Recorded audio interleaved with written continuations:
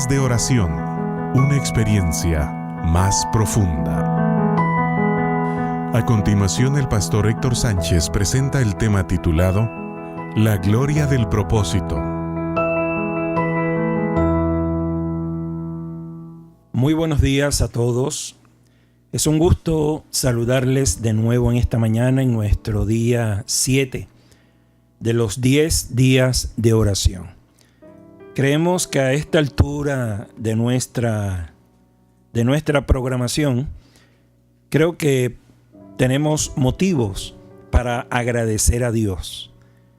Sin duda que a Él le agrada que nosotros coloquemos, le presentemos y nuestras súplicas, nuestras luchas, nuestras peticiones de diferentes maneras. Pero también yo creo que a esta altura tenemos motivos para agradecerle por todas sus bondades.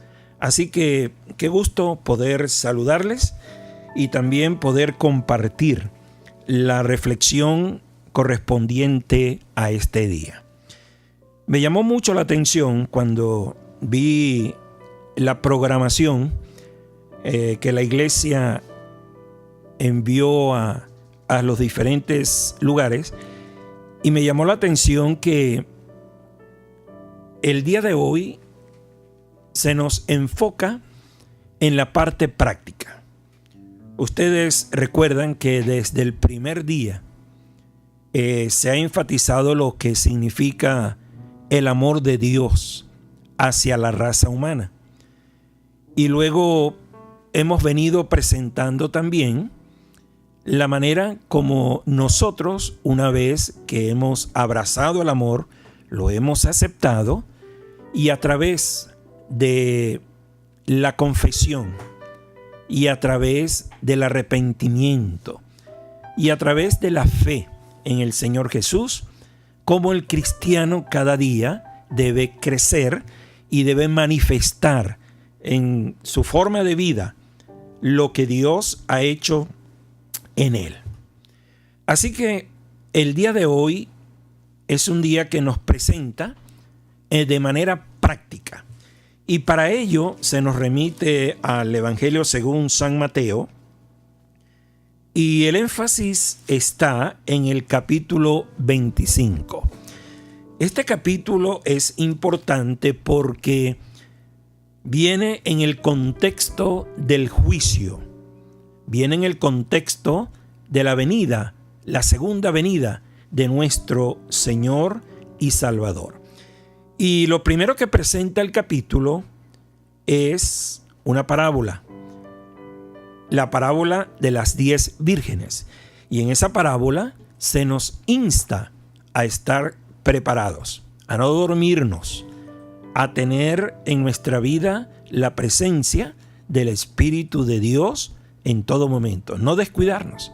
Es fácil para nosotros, los cristianos, descuidarnos y creer que porque el Señor no ha venido, entonces podemos vivir de una manera tranquila, como se dice, ¿no? Relax, no te preocupes, el status quo, allí nos mantenemos. Y luego presenta la parábola de los talentos, que es esa capacidad que Dios nos concede para que la utilicemos en el bien, para que la utilicemos en la proclamación, para decirle al mundo que Cristo viene pronto. Cada uno que ha sido llamado por Dios, aquella persona que ha sido convocada, aquella persona que ha sido rescatada, que ha nacido de nuevo, esos talentos que Dios le dio desde que nació, esos talentos ahora se colocan en las manos de Dios y se usan para su honra y para su gloria. No hay que esconderlos. Eso es importante. Ahora, fíjense bien, en la última parte del capítulo habla acerca del juicio. Habrá un juicio. Todo lo que hacemos en este mundo, todo lo que nosotros dejemos de hacer, esto se está llevando un registro, y eso está en la Escritura, y habrá un juicio. Ahora, ¿en base a qué? Miren cómo comienza el versículo 31. cuando el Hijo del Hombre venga en su gloria y todos los ángeles con él, entonces se sentará en su trono de gloria. Quizá algún oyente me dirá, o alguna persona que observa esta presentación dirá, pero yo no creo en la segunda venida de Jesús. Creo que vino de pronto un buen individuo, una persona buena, nació para sanar, para curar, pero yo no creo en eso, que Jesús vendrá por segunda vez. Bueno, el Señor no depende de lo que tú creas. El Señor no depende de lo que yo crea. Si tú no crees, igual va a venir. Si yo creo, es interesante, ¿verdad? ¿Por qué? Porque se cumplirá. El Señor vendrá. Y todo indica en el mundo que así será. Y luego en el versículo 32, y serán reunidas delante de él todas las naciones. Entonces apartará los unos de los otros, como aparta el pastor las ovejas de los cabritos.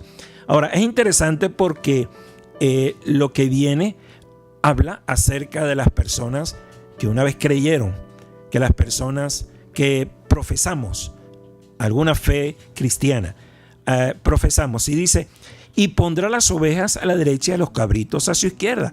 Entonces el rey dirá a los de su derecha, venid, benditos de mi Padre, heredad el reino preparado para vosotros desde la fundación del mundo. Ahora, miren qué interesante, porque tuve hambre y me diste de comer, tuve sed y me diste de beber, fui forastero o extranjero y me recogisteis, estuve desnudo y me vestiste, enfermo y me visitaste, en la cárcel y fuiste a verme. Entonces alguna persona dirán diciendo al Señor, ¿cuándo te vimos hambriento y te alimentamos, o sediento y te dimos de beber? ¿Y cuándo te vimos forastero y te recogimos, desnudo y te vestimos? ¿O cuándo te vimos enfermo y te vimos en la cárcel y fuimos a visitarte? Entonces el rey les dirá, de cierto os digo que en cuanto lo hiciste a uno de estos mis hermanos más pequeños, a mí lo hiciste. Aquí está entonces la clave. En otras palabras, lo que nos presenta aquí es que el cristianismo no es algo pasivo. Yo puedo decir, yo soy cristiano, tengo, como hemos dicho anteriormente, tanto tiempo profesando X fe, y eso es suficiente. O sea, lo importante es que acepté a Cristo, la gracia me cubre, ya soy salvo, y entonces vivir una vida egoísta. Y aquí recuerden lo que hablamos acerca de la humildad, ¿verdad? Vivir una vida oculta, no sirvo a nadie, yo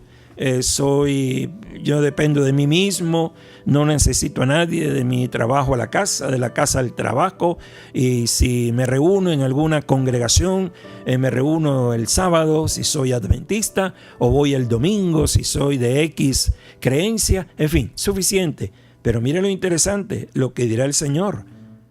Hay algo que debemos hacer. Cuando el Señor nos ubica en cierto lugar, y hablo acerca de lo que de aquellos que nos reunimos sábado tras sábado, cuando el Señor nos coloca en un lugar para congregarnos, el día que nosotros lo hagamos, Él nos ubica en un lugar donde espera que seamos de bendición. A mí me llamó la atención dos cosas. Número uno, alguno puede pensar, pastor, entonces yo me voy a salvar por las obras que haga. Y es una pregunta que puede surgir de esto que he leído.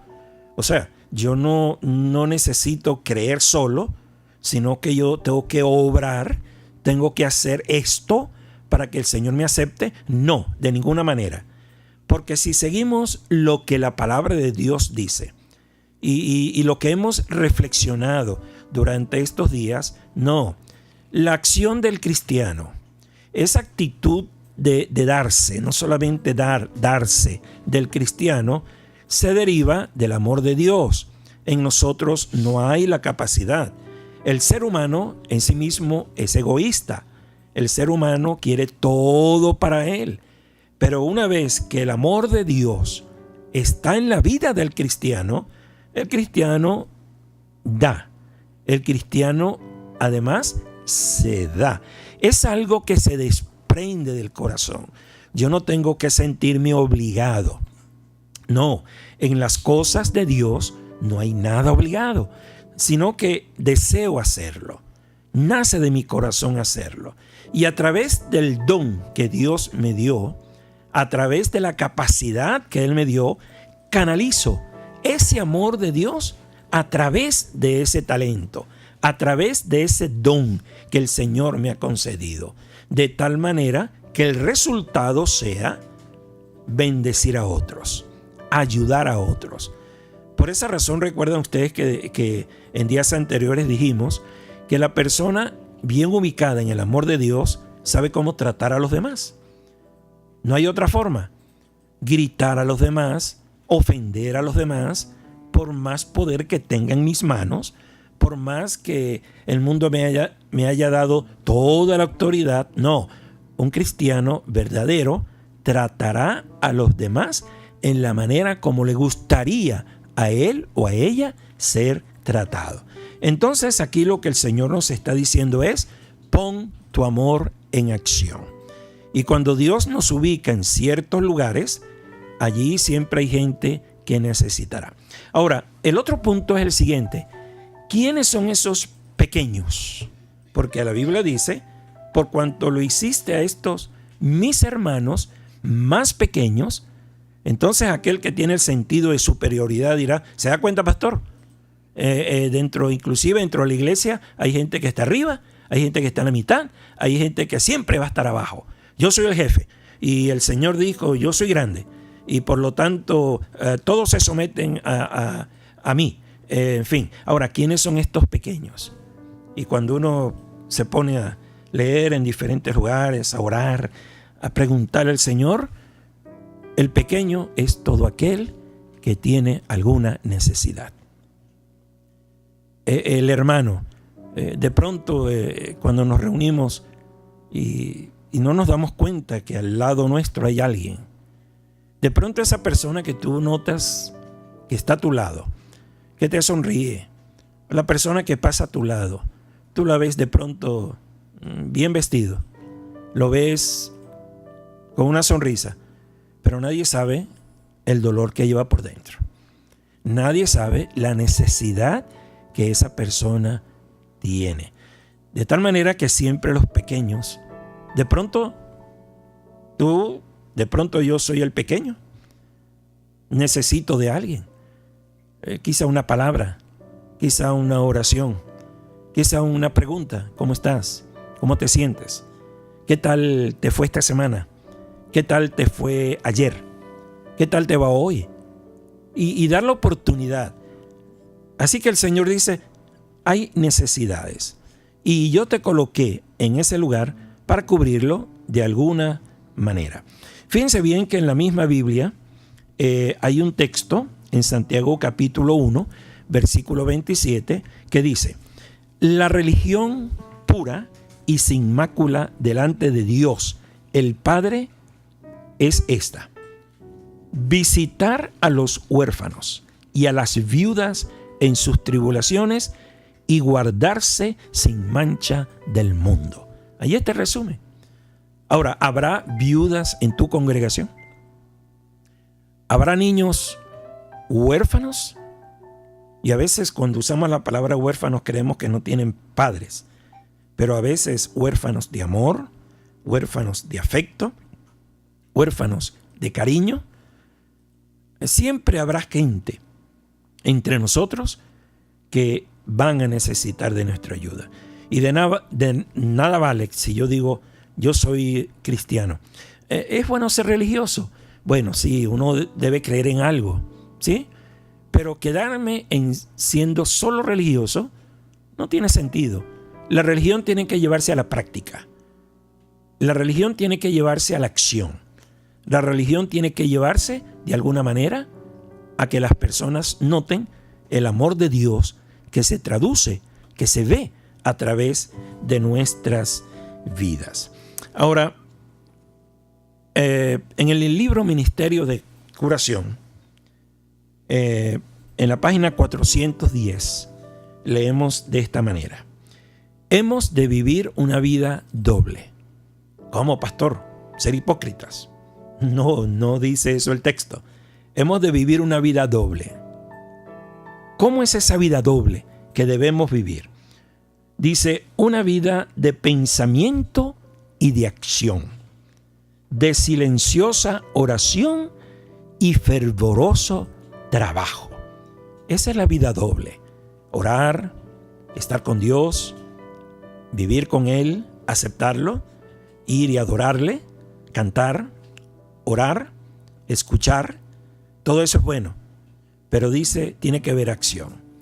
Si en el caso de nosotros, los adventistas del séptimo día, cada sábado nos reunimos y vamos al templo a adorarle, y nos vamos al terminar el culto, pero no hay nada de acción, no hay nada a favor o en favor de otros. Yo creo que cuando venga el Señor y cuando Él nos reciba, no sé qué palabras nos va a mencionar, pero aquí dice, tiene que haber acción, tiene que haber acción. No podemos ser cristianos pasivos. Ahora bien, en esta última parte de nuestra meditación, vamos a responder esta pregunta: ¿cómo hacerlo? ¿Sí? ¿Cómo hacerlo? Y en el material que se nos ha enviado hay más de 40 formas como nosotros podemos poner nuestro cristianismo en acción, para que el propósito de Dios se cumpla en nuestras vidas. Me llamó la atención, por ejemplo, voy a mencionar algunos, no voy a mencionar todos. ¿Por qué dice no cocinar alimentos para alguien que ha estado enfermo? ¿Conoces a alguien enfermo? ¿Conoces a alguien que no puede valerse por sí mismo? ¿Qué tal cocinar algo, proponernos y llevarle algo? Yo recuerdo cuando mi esposa y yo comenzamos en el ministerio, estábamos recién casados y resulta que nos agarró un virus y nos tumbó. No podíamos, ni ella ni yo podíamos hacer nada. Y qué bonito ver que cada día los hermanos se turnaban y ellos nos llevaban, nos atendían, y estaban pendientes de nosotros. Yo creo que podemos hacerlo. ¿Habrá alguien que tú conozcas que está enfermo y que necesita de una mano? ¿Qué tal cuando vayamos al mercado, cada vez que podamos hacerlo? ¿Y qué tal que nosotros, además de comprar alimentos para nuestro hogar, coloquemos algo adicional para llevar a alguien, hacer una cesta, y el sábado siguiente llevarlo, colocarlo en las manos de las personas que distribuyen eso, o si lo conozco directamente, llevarle un alimento? ¿Qué tal que nosotros agarramos ese ropero que tenemos? A veces entramos a un armario y vemos ropa que no usamos ya, zapatos. ¿Qué tal que nosotros digamos, me propongo ayudar a alguien, voy a sacar aquello, si no lo uses porque no lo necesito, sacarlo y llevarlo a alguien que lo necesite? Aquí, por ejemplo, da una idea: adoptar a una persona anciana. Es interesante hacer algún pan y compartirlo con alguien. Nosotros ahora en Navidad, mi esposa hizo algo, un pastel, hizo algo sabroso, y ella dijo, se lo voy a llevar a uno de nuestros vecinos. Y fue interesante porque después de esto nos dimos cuenta que los vecinos a veces se sienten un poco no saludamos, no nos saludan. Y después de eso, poco a poco, nos hemos ganado el aprecio de las personas que nos rodean y ellos también respondieron de alguna manera. Es lo que Dios ha dicho, acercarnos a las personas para hacerles un bien y de esa manera ganarnos su cariño, de esa manera ganarnos la confianza de ellos. Y aquí están, ¿verdad? Ustedes podrán usar diferentes formas para ayudar. El propósito de hoy, la meditación de hoy, es la siguiente: no nos quedemos inactivos. Pongamos nuestra religión, pongamos nuestro cristianismo en acción, de alguna manera. Y vamos a proponernos hoy, por la gracia de Dios, de llegar a alguien y decirle: Dios te ama. Y si hay que ayudar a alguien, ayudarlo, hacerlo con mucho amor, hacerlo con todo nuestro cariño, de tal manera que la gente pueda decir: esto es cristianismo. Cristo vive en ti. ¿Nos proponemos a eso? Vamos a hacerlo. Y no solamente hoy, ojalá que se convierta en un hábito en nuestras vidas. Que Dios te bendiga, que Dios me bendiga y que estas palabras se conviertan en acción. Dios se deleita en contestar las oraciones. Cuando con fervor e intensidad expresamos una oración en el nombre de Cristo, Él está dispuesto a darnos mucho más abundantemente de lo que pedimos o entendemos. Una experiencia más profunda.